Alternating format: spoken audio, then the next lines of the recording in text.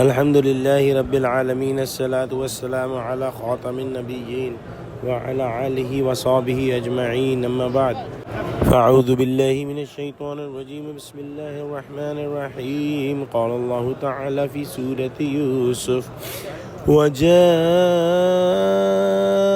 على قميصه بدم كذب قال بل سولت لكم أنفسكم أمرا فصبر جميل والله المستعان على ما تصفون۔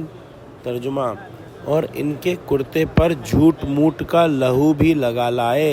یعقوب نے کہا کہ حقیقت حال یوں نہیں ہے بلکہ تم اپنے دل سے یہ بات بنا لائے ہو۔ اچھا صبر کہ وہی خوب ہے، اور جو تم بیان کرتے ہو اس کے بارے میں خدا ہی سے مدد مطلوب ہے۔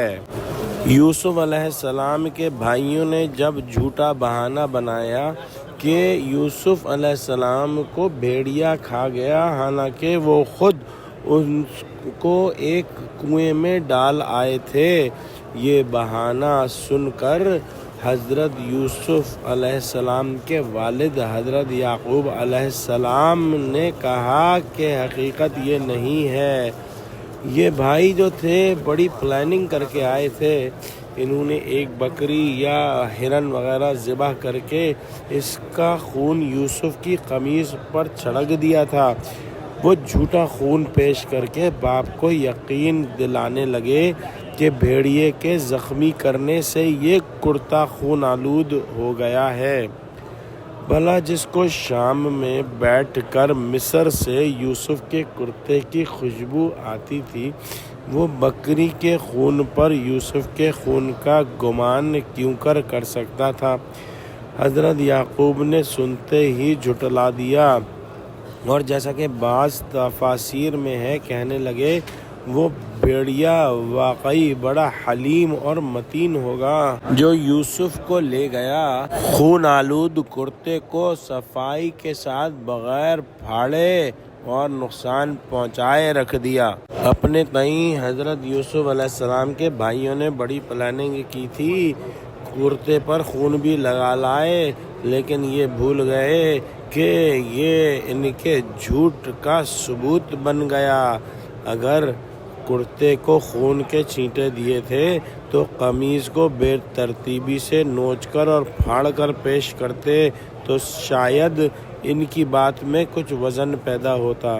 حضرت یوسف علیہ السلام کے والد یعقوب علیہ السلام نے صاف طور پر فرما دیا کہ یہ سب تمہاری سازش اور اپنے دلوں سے تراشی ہوئی باتیں ہیں۔ بہرحال میں صبر جمیل اختیار کرتا ہوں جس میں نہ کسی غیر کے سامنے شکوہ ہوگا، نہ تم سے انتقام کی کوشش ہوگی، صرف اپنے خدا سے دعا کرتا ہوں کہ وہ اس صبر میں میری مدد فرمائے اور میں اپنی اعانت غیبی سے جو باتیں تم ظاہر کر رہے ہو ان کی حقیقت اس طرح آشکارا کرا دے کہ سلامتی کے ساتھ یوسف سے دوبارہ ملنا نصیب ہو۔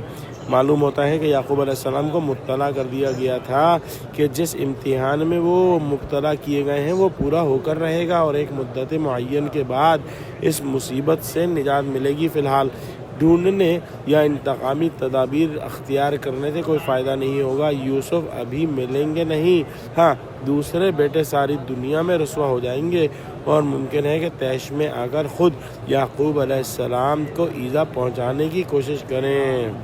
واللہ عالم۔ دعا کرتے ہیں کہ اللہ سبحانہ وتعالی ہم کو قرآن کا فہم عطا فرما، ہم کو سچوں سے جوڑے اور ہم کو سچا بنا دے، آمین۔ وآخر دعوانا الحمد للہ رب العالمین۔ السلام علیکم ورحمۃ اللہ وبرکاتہ۔